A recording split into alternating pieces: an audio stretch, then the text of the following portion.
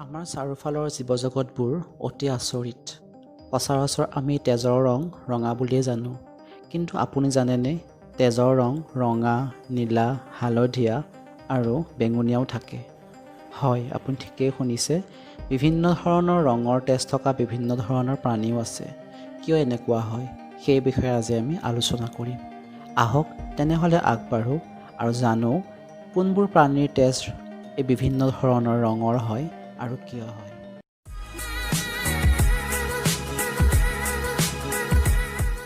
জীৱসমূহৰ শৰীৰৰ ৰক্তনলিকাত mix plasma protein থকাৰ বাবেই তেজৰ ৰং বেলেগ বেলেগ হয়।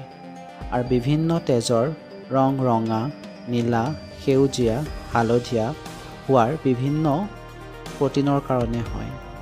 বিভিন্ন পৰিৱেশৰ অভিযোজন কৰিবৰ কাৰণে অৰ্থাৎ বিভিন্ন পৰিৱেশত জীয়াই থাকিবৰ কাৰণে প্ৰাণীবোৰৰ তেজৰ ৰং বিভিন্ন হয়। কিছুমানে অক্সিজেনৰ সংস্পৰ্শত অহাৰ লগে লগে তাৰ ৰঙৰ পৰিৱৰ্তন হয়। আহক প্ৰথমতে জানো ৰঙা। সচৰাচৰ আমাৰ মানুহৰ শৰীৰৰ আৰু প্ৰায়ভাগ প্ৰাণীৰ শৰীৰৰ তেজৰ ৰং ৰঙা হয়। আমাৰ শৰীৰত থকা হিমগ্ল'বিনৰ কাৰণেই এনে হয়। হিমগ্ল'বিনত আইৰণ থাকে, এই আইৰণে অক্সিজেনৰ লগত বিক্ৰিয়া কৰি তেজৰ ৰং ৰঙা কৰে। নীলা। নীলা তেজৰ যি ৰং, সেই ৰং প্ৰায়ভাগ অক্টোপাছ, কিছুমান সাগৰীয় মাছ, সাগৰীয় প্ৰাণী, স্পাইডাৰ, স্কট আদিৰ দৰে কিছুমান প্ৰাণীৰ হয়। এই প্ৰাণীবোৰৰ শৰীৰত হিমগ্ল'বিনৰ সলনি হিম'চাইনিন থাকে আৰু হিম'চাইনিনত কপাৰ থাকে, যি অক্সিজেনৰ লগত সংস্পৰ্শত আহিলে অক্সিজেনৰ লগত বিক্ৰিয়া কৰি ই নীলা ৰং হৈ পৰে। সেয়েহে এনে কিছুমান কেঁকুৰা, অক্টোপাছ, সাগৰীয় প্ৰাণীৰ তেজৰ ৰং নীলা। সেউজীয়া। কিছুমান প্ৰাণীৰ তেজৰ ৰং সেউজীয়া।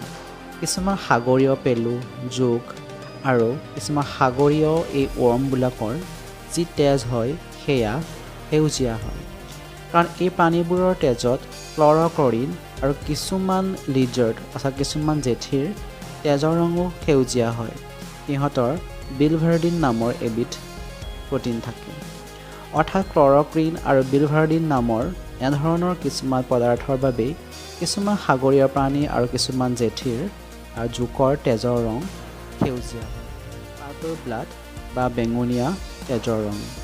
কিছুমান প্ৰাণীৰ তেজৰ ৰং বেঙুনীয়া হয় বা ভায়লেট পিংক কালাৰৰ হয়, যেনে পিনাট ৱৰ্ম।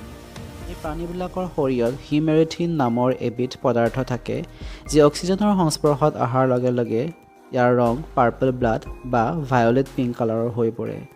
এই প্ৰাণীসমূহৰ নিজৰ শৰীৰৰ ইনফেকশ্যনৰ পৰা বাচিবৰ কাৰণে এনেধৰণৰ তেজে সহায় কৰে। হালধীয়া। কিছুমান প্ৰাণীৰ তেজৰ ৰং হালধীয়া হয়। এই প্ৰাণীসমূহৰ তেজত ভেনাডিন নামৰ এবিধ প্ৰ'টিন থাকে, য'ত ভেনাডিয়াম নামৰ ধাতুবিধ থাকে। কিছুমান বেটলছ আৰু কিছুমান সি স্কুৱাডৰ তেজৰ ৰং হালধীয়া হয়। বিজ্ঞানীসকলে এতিয়াও পৰীক্ষা নিৰীক্ষা চলাই আছে যে এই প্ৰাণীসমূহৰ শৰীৰত থকা ভেনাডিয়াম নামৰ ধাতুবিধৰ কিদৰে কাম কৰে, আৰু তাৰ ওপৰত এতিয়াও বিভিন্ন ধৰণৰ তথ্য সংগ্ৰহৰ ব্যৱস্থা কৰি থকা হৈছে। এনে কিছুমান পদাৰ্থৰ বাবেই বিভিন্ন জীৱৰ বা প্ৰাণীৰ শৰীৰৰ তেজৰ ৰং বিভিন্ন হোৱা দেখা যায়। বিভিন্ন ঠাইত এই প্ৰাণীবোৰ জীয়াই থাকিবৰ কাৰণে আৰু বিভিন্ন পৰিৱেশৰ বাবে বিভিন্ন প্ৰাণীৰ তেজৰ ৰং নীলা, হালধীয়া, পাৰ্পল, সেউজীয়া বা বেঙুনীয়া হোৱা দেখা যায়, কিন্তু প্ৰায়ভাগ প্ৰাণীৰ তেজৰ ৰং ৰঙা হোৱাই আমি দেখিছোঁ। এই আছিল কিছুমান প্ৰাণীৰ বিভিন্ন তেজৰ ৰঙৰ কথা। আপোনালোকৰ যদি এই ভিডিঅ'টো ভাল লাগিছে, অনুগ্ৰহ কৰি মোৰ চেনেলটো ছাবস্ক্ৰাইব কৰিব, লগতে লাইক, কমেণ্ট আৰু শ্বেয়াৰ কৰিব। ধন্যবাদ।